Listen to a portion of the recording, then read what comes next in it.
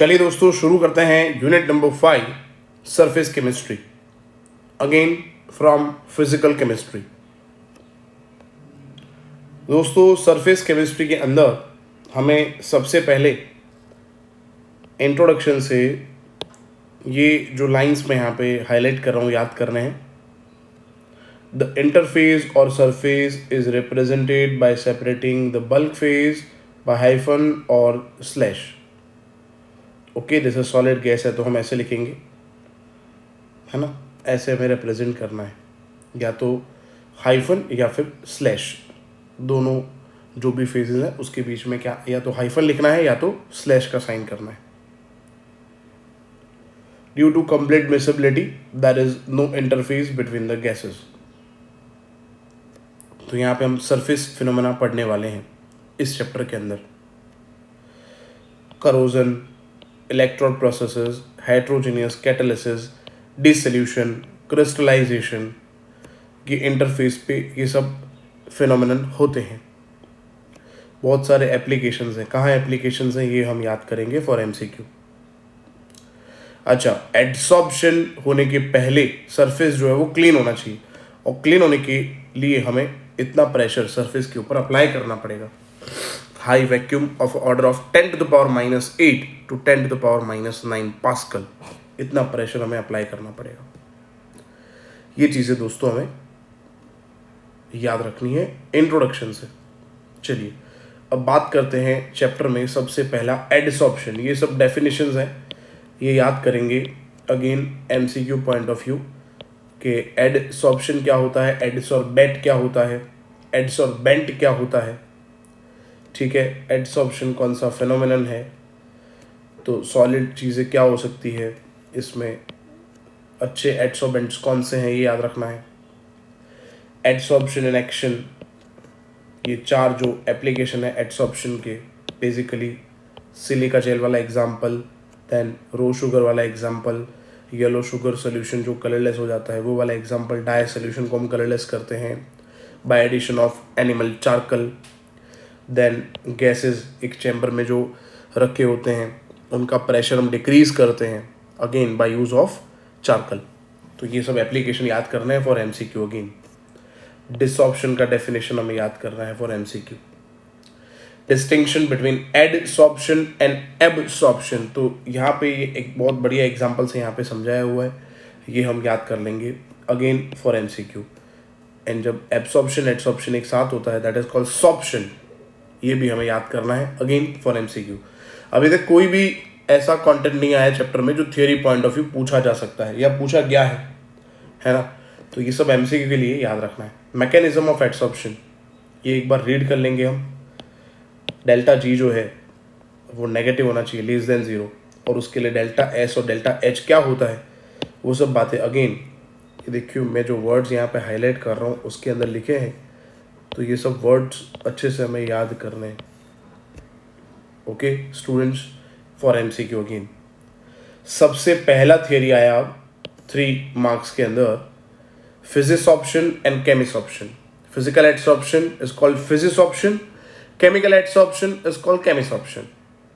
Okay बेटा, तो ये हमें याद करना है फॉर एमसीक्यू। अब थियोरी में इसको अगर पूछा है तो यहाँ पे हम ये जो डिफरेंस लिखा है ना फिजिक्स ऑप्शन केमिस्ट ऑप्शन का, इसके जितने भी पॉइंट्स लिखे हैं वो सब याद कर लेंगे। टोटल 9 पॉइंट्स है, हमें 8 पॉइंट्स याद करने हैं, भूलेंगे नहीं हम। 8 पॉइंट्स बेटा यहाँ पे आपको याद करने हैं। ओके, बहुत ही सिंपल है, एक याद करोगे ना तो दूसरा अपने आप याद हो जाएगा। और सरफेस केमिस्ट्री का वीडियो लिंक जो है मैंने 3 लेक्चर शायद अपलोड किए हैं, 2 या 3 लेक्चर, तो वो जो मैंने यहाँ पे कंटेंट पढ़ाया हुआ है ये तो मैं आपको भी बता रहा हूँ, उसका लिंक जो है मैं इस वीडियो के डिस्क्रिप्शन में डाल रहा हूँ।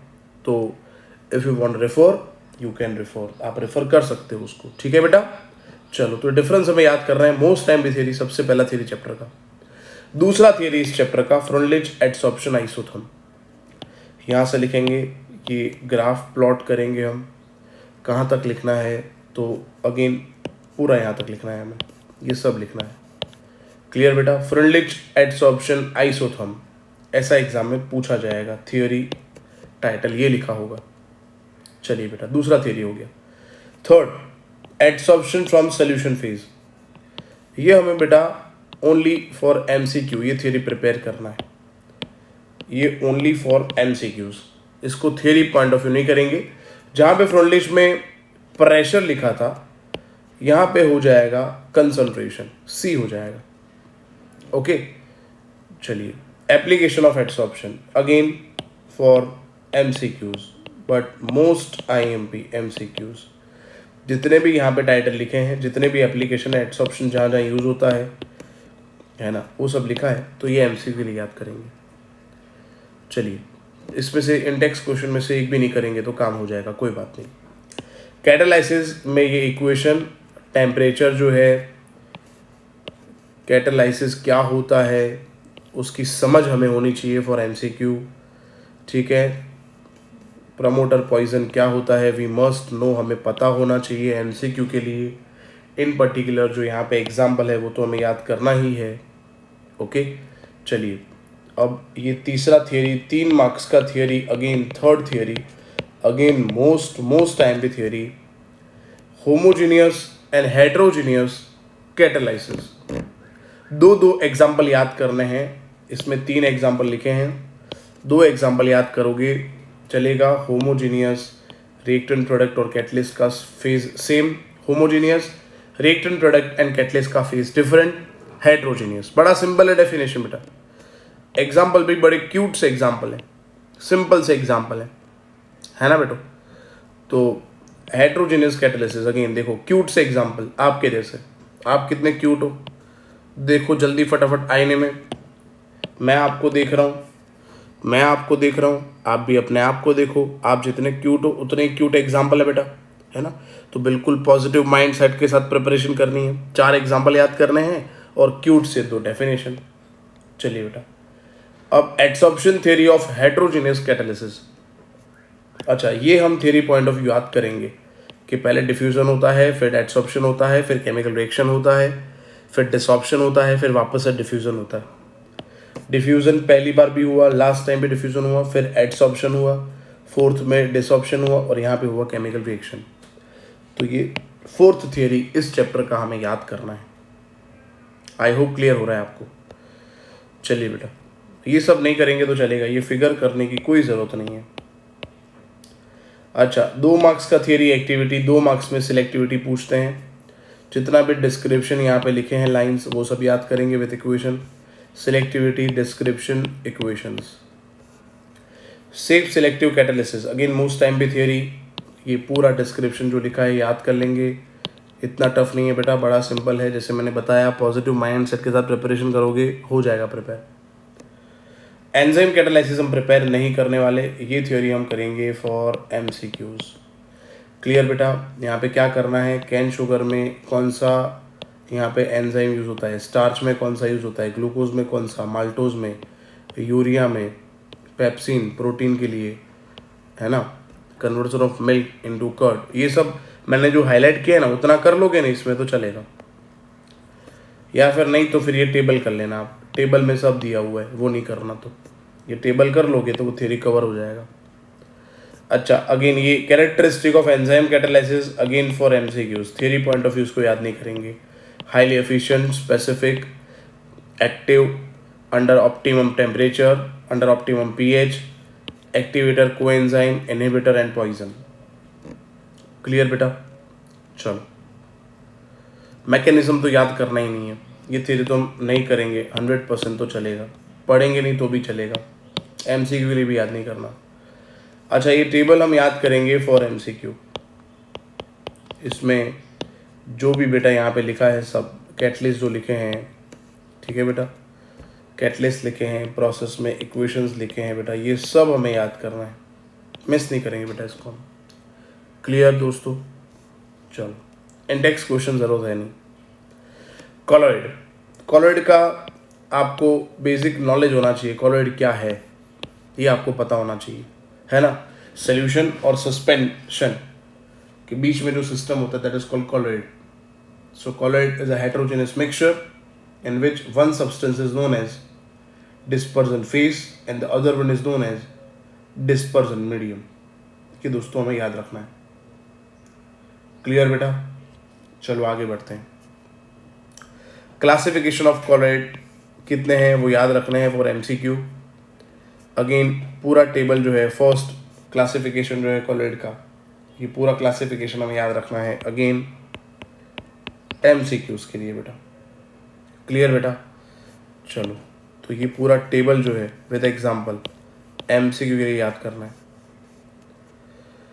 ये छोटी छोटी बातें पता होनी चाहिए हमें, ठीक है, कि अल्कोसॉल कब बोलते हैं, एक्वासॉल कब बोलते हैं, बेंजोसॉल कब बोलना है ना, ये सब बातें हमें पता होनी चाहिए। जो मैं टिक कर रहा हूँ आप एक बार रीड कर लेना फॉर एमसीक्यू। मोस्ट टाइम पे theory, VIP theory, lyophilic lyophobic colloid.